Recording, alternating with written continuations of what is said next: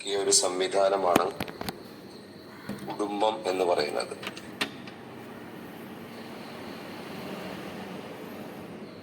പലരും പറയുന്നത് പോലെ ഇത് മനുഷ്യനെപ്പോഴോ ബുദ്ധി മുളച്ചപ്പോ ഉണ്ടാക്കിയ ഒരു സംവിധാനമല്ല. ആധുനിക ശാസ്ത്രം പറയുന്നത്, അല്ലെങ്കിൽ സാമൂഹിക ശാസ്ത്രമൊക്കെ പറയുന്നത്, ആദ്യമൊക്കെ മനുഷ്യന്മാർ ഒറ്റക്കൊറ്റക്കാ ജീവിച്ചിരുന്നത്. പിന്നീട് കാലങ്ങൾ, നൂറ്റാണ്ടുകളൊക്കെ കഴിഞ്ഞ് മനുഷ്യര് ബുദ്ധി വെച്ചപ്പോ അവര് കുടുംബമായി ജീവിക്കാൻ തുടങ്ങി എന്നൊരു കണ്ടെത്തലാണ് അവർ നടത്തിയിട്ടുള്ളത്. എന്നാൽ പരിശുദ്ധ ഖുർആനിൽ പറയുന്നത് അങ്ങനെയല്ല. ഇസ്ലാമിന്റെ കാഴ്ചപ്പാട് മനുഷ്യൻ ജനിച്ച അല്ലെങ്കിൽ സൃഷ്ടിക്കപ്പെട്ട 1-ാം തീയതി മുതൽ തന്നെ മനുഷ്യർ കുടുംബമായിട്ടാണ്, ഇണയായിട്ടാണ്, ഭാര്യയും ഭർത്താവുമായിട്ടാണ് ജീവിച്ചിട്ടുള്ളത്. യാ അയ്യുഹന്നാസു ഇത്തഖൂ റബ്ബകുമുല്ലദീ ഖലഖകും മിൻ നഫ്സിൻ വാഹിദ വഖലഖ മിൻഹാ സൗജഹാ വബസ്സ മിൻഹുമാ റിജാലൻ കസീറൻ വനിസാഅ. പരിശുദ്ധ ഖുർആനിൽ പറയുന്നുണ്ട് അല്ലാഹു, നിങ്ങളെ ഞാൻ ഇണയാക്കിയാണ്, അല്ലെങ്കിൽ നിങ്ങളെ സൃഷ്ടിച്ചത് ഒറ്റ നഫ്സിൽ നിന്നാണ്. പിന്നെ അതിൽ തന്നെ സൗജിനെയും ഭാര്യയെയും അല്ലെങ്കിൽ ഇണയെയും സൃഷ്ടിച്ചു. എന്നിട്ട് നിങ്ങളെ കുടുംബമായി ആണുങ്ങളും പെണ്ണുങ്ങളും ഒക്കെ ആയിട്ട് ഭൂമിയിൽ പരത്തി. അല്ലാഹു പറയുന്നത്, ഈ സംവിധാനത്തെ നിങ്ങൾ സംരക്ഷിക്കണം, സൂക്ഷിക്കണം. അള്ളാഹു അത് നിരീക്ഷിക്കുകയും ചെയ്യുന്നു എന്നാണ്. അല്ലാഹു സുബ്ഹാനഹു വ തആല ഉണ്ടാക്കിയ ഒരു സംവിധാനം, ആ സംവിധാനത്തെ നിലനിർത്താനും സംരക്ഷിക്കാനും അള്ളാഹു കൽപ്പിക്കുകയും അള്ളാഹു നിരീക്ഷിക്കുന്നുണ്ടെന്ന് പറയുകയും ചെയ്യുന്നു. നമുക്കറിയാം, നമുക്ക് പല സംവിധാനങ്ങളും സംഘടനകളും ഒക്കെ ഉണ്ട്, പ്രസ്ഥാനങ്ങളും മൂവ്മെന്റുകളും ഒക്കെ ഉണ്ട്. അതൊക്കെയും നമ്മൾ തന്നെ ഉണ്ടാക്കിയതാണ്. അതിന്റെ മുഅസ്സിസ്, അതിന്റെ സ്ഥാപകൻ ആരാന്ന് ചോദിച്ചാൽ നമ്മുടെ കൂട്ടത്തിൽ ആരെങ്കിലും ഒക്കെ നമുക്ക് പറയാനുണ്ടാവും. ഇന്ന പ്രസ്ഥാനം ഇന്ന ആളുണ്ടാക്കിയ, ഇന്ന സ്ഥാപനം ഇന്ന ആളുണ്ടാക്കിയതാണ്. എന്നാൽ കുടുംബം എന്ന സംവിധാനത്തിന്റെ, സ്ഥാപനത്തിന്റെ സ്ഥാപകൻ അള്ളാഹുവാണ്. ഈ സ്ഥാപനത്തിന് ആളെ നിശ്ചയിച്ചത്, അല്ലെങ്കിൽ ചെയർമാനെ, അതിന്റെ ലീഡറെ നിശ്ചയിച്ചത് അള്ളാഹുവാണ്. നമ്മളൊന്നും തെരഞ്ഞെടുത്തല്ല. നമ്മുടെ കുടുംബനാഥനെ നമ്മളല്ല തെരഞ്ഞെടുക്കണം, അള്ളാഹു തെരഞ്ഞെടുക്കണം. എന്റെ ഉപ്പയെ ഞാനല്ല തെരഞ്ഞെടുക്കുക, അള്ളാഹുവാണ് തെരഞ്ഞെടുക്കുന്നത്. അപ്പൊ അത്രയും ദൈവികമായ, അള്ളാഹുവിനെ നേരിട്ടുള്ള മേൽനോട്ടത്തിലുള്ള ഒരു സംവിധാനമാണ് കുടുംബം. ഈ കുടുംബത്തെ ചേർക്കുന്നത്, അല്ലെങ്കിൽ ഈ കുടുംബം നിലനിർത്ത സിലത്തുർ റഹ്മാൻ ആണ് അറബിയിൽ പറയാം. ഹദീസിലും ഖുർആനിലൊക്കെ ഒരുപാട് തവണ വന്നിട്ടുണ്ട്. ഈ സംവിധാനത്തെ നിലനിർത്തുക എന്നുള്ളത് നിർബന്ധമാണ്, വാജിബാണ് എന്നാണ് ആയത്തുകളും ഹദീസുകളൊക്കെ നമ്മെ പഠിപ്പിക്കുന്നത്. ഈ കുടുംബത്തെ തകർക്കുന്ന ഏത് പ്രവർത്തനവും അതിന് ഖത്ഉർ റഹ്ം അല്ലെങ്കിൽ ഖാതിഉർ റഹ്ം എന്നൊക്കെ പറയും. കുടുംബബന്ധം മുറിക്കുന്നവൻ എന്നാണ് അതിന് നമ്മൾ മലയാളം പറയാറുള്ളത്. ഏത് പ്രവർത്തനവും അത് വലിയ പാപമായിട്ടാണ്, വലിയ തിന്മയായിട്ടാണ് ഇസ്ലാം കാണുന്നത്.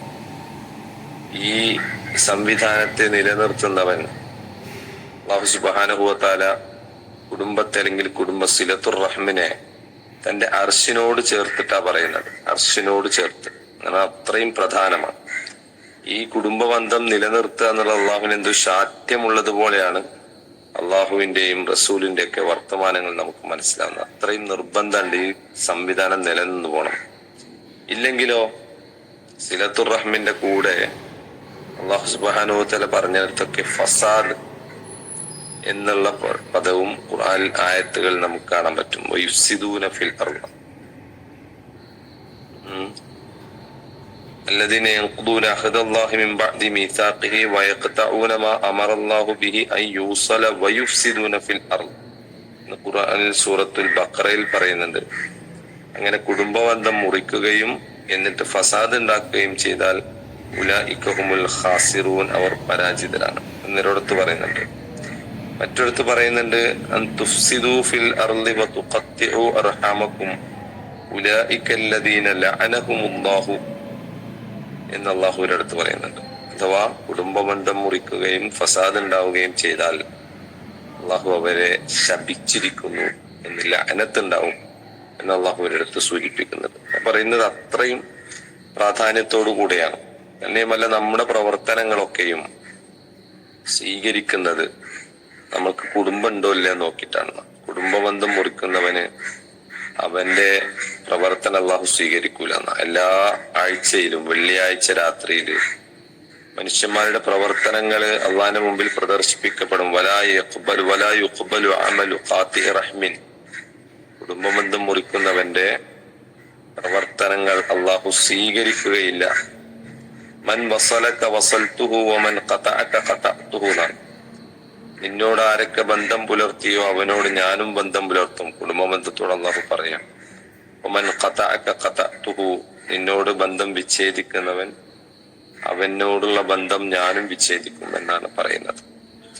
അതില് കുടുംബബന്ധം മുറിക്കുക എന്നുള്ളൊരു പ്രയോഗമാണ്. നമ്മൾ കുടുംബബന്ധം മുറിക്കുന്നതിന് മുമ്പൊക്കെ പറഞ്ഞിരുന്ന ഒരു വർത്തമാനം അല്ലെങ്കിൽ അതിന്റെ ഒരു വിശദീകരണം കുടുംബക്കാരോട് തെറ്റുക എന്നൊക്കെയാണ്. കുടുംബക്കാരോട് തെറ്റി നടക്കുക, കുടുംബം വാപ്പയോടും ഉമ്മയോടും തെറ്റി നടക്കുക, അല്ലെങ്കിൽ അങ്ങനെയാണ്. അതേസമയം അതൊക്കെ ഉള്ളതോടൊപ്പം തന്നെ പുതിയ കാലത്ത് അതിന് ഖാതിഉർ റഹ്മിന് പുതിയ അർത്ഥങ്ങളുണ്ട്. അഥവാ കുടുംബം തന്നെ വേണ്ടാന്ന് വെക്കുക എന്നുള്ളതാണ്. ചിലര് പറയാണ് കുടുംബമൊക്കെ വലിയ ഉത്തരവാദിത്തങ്ങളല്ലേ, എന്തിനാണ് ഞാൻ ജീവിക്കുന്ന അല്ലെങ്കിൽ ഞാൻ സമ്പാദിച്ച എന്റെ പണം അത് കുടുംബത്തിന് വേണ്ടി ചെലവഴിക്കുന്നത് എനിക്ക് വേണ്ടി തന്നെയല്ലേ ചെലവഴിക്കേണ്ടത് എന്നാണ് പുതിയ ആശയങ്ങൾ. ലിബറലിസം എന്നൊക്കെയാണ് അതിന് പറയാ. ലിബറലിസത്തിന്റെ പ്രത്യേകത ഞാൻ, എന്റെ പണം, എന്റെ ശരീരം, എന്റെ സ്വാതന്ത്ര്യം, എന്റെ ഇഷ്ടങ്ങൾ എന്നാണ്. അപ്പൊ അതില് ഒരു വാപ്പ അല്ലെങ്കിൽ ഒരു മുതിർന്നയാൾ അവൻ അധ്വാനിക്കുന്ന എന്തിനാണ്? മക്കൾക്ക് വേണ്ടി അത് ചെലവഴിക്കുന്നത്. അതിന്റെ ആവശ്യമില്ലല്ലോ, എനിക്ക് എൻജോയ് ചെയ്യാനുള്ളതാണ് ഞാൻ സമ്പാദിച്ചത്.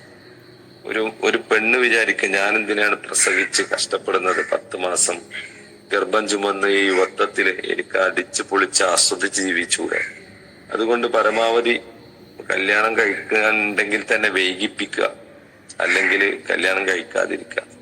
ഇങ്ങനെയുള്ള പ്രവണതകള് നമ്മുടെ നാട്ടിലേക്കും നമ്മുടെ ജീവിതത്തിലേക്കൊക്കെ കടന്നു വരുന്നത് നമ്മളറിയാതെ കടന്നു വരുന്നു എന്നുള്ളതാണ് കാലത്തെ ഏറ്റവും വലിയ ഒരു അപകടം എന്നുള്ളത്. അവിടെയാണ് നമുക്ക് ഖാതിഉർ റഹ്മിനെ കുറിച്ച്, കുടുംബബന്ധം മുറിക്കുന്നതിനെ കുറിച്ചുള്ള ഹദീസുകളും ആയത്തുകളൊക്കെ നമുക്ക് ഓർമ്മയാവേണ്ടത്. ഞാന് ദീർഘിപ്പിക്കുന്നില്ല. നമുക്കറിയാം, മുമ്പ് ഇന്നലെ ഒരു പ്രസംഗത്തില് ഒരു ഉസ്താദ് വഅദ് പറയുന്നത് കേട്ടു, പ്രസംഗിക്കുന്നത് കേട്ടു. മുമ്പ് ആളുകള് എന്റെ മകൾക്ക് ഒരു കല്യാണം ശരിയാവാൻ വേണ്ടി പ്രാർത്ഥിക്കണേ എന്നാണ് പ്രാർത്ഥിക്കാൻ ആളുകൾ ആവശ്യപ്പെട്ടിരുന്നതെന്നാണ്. കുറച്ചു കാലം കഴിഞ്ഞപ്പോ എന്റെ മകനൊരു കല്യാണം, ഒരു പെണ്ണിനെ കിട്ടാൻ വേണ്ടിയിട്ട്, നല്ല പെണ്ണിനെ കിട്ടാൻ പ്രാർത്ഥിക്കണേ എന്നാണ് പിന്നീട് ആളുകള് അദ്ദേഹത്തോട് പറഞ്ഞു. എന്നാൽ ഇപ്പോ ആളുകൾ പറയുന്നത് എന്റെ മകൾക്ക് കല്യാണത്തിന് പൂതി ഉണ്ടാക്കണമേ എന്ന് പ്രാർത്ഥിക്കാൻ വേണ്ടിയിട്ട് ആളുകൾ ആവശ്യപ്പെടുന്നു എന്നുള്ളത് നമ്മളെയൊക്കെയും ഭയപ്പെടുത്തേണ്ട ഒരു സംഗതിയാണ്. പെൺകുട്ടികൾക്ക് കല്യാണം കഴിക്കണമെന്ന് പൂതി ഉണ്ടാവുക എന്നുള്ളത് കുടുംബവും ഉത്തരവാദിത്തങ്ങളും ഒക്കെ ആയിട്ട് ഈ മനുഷ്യകുലത്തെ തന്നെ മുന്നോട്ട് കൊണ്ടുപോവാൻ അത്യാവശ്യമാണ് എന്നുള്ള ആ ഒരു ബോധം നഷ്ടപ്പെടുന്നു എന്നുള്ളത് നമ്മൾ വളരെ പേടിയോടുകൂടെ കാണേണ്ട ഒരു കാര്യമാണ് എന്ന് നമ്മൾ മനസ്സിലാക്കുക. പടച്ച തമ്പുരാൻ നമ്മെ അനുഗ്രഹിക്കുമാർ ആവട്ടെ. നമ്മളുടെയും നമ്മുടെ കുട്ടികളിൽ നിന്നൊക്കെ കൺകുളിർമയുള്ള കാര്യങ്ങൾ കണ്ട് കണ്ണടയാൻ പടച്ച തമ്പുരാൻ നമുക്ക് തൗഫീഖ് നൽകുമാറാവട്ടെ. വഅഖൂലു ഖൗലി ഹാദാ വഅസ്തഗ്ഫിറുല്ലാഹ ലി വലക്കും വസ്തഗ്ഫിറൂഹു ഇന്നഹു ഹുവൽ ഗഫൂറുർ റഹീം. അസ്സലാമു അലൈക്കും. وعليكم السلام ورحمة الله وبركاته. جزاك الله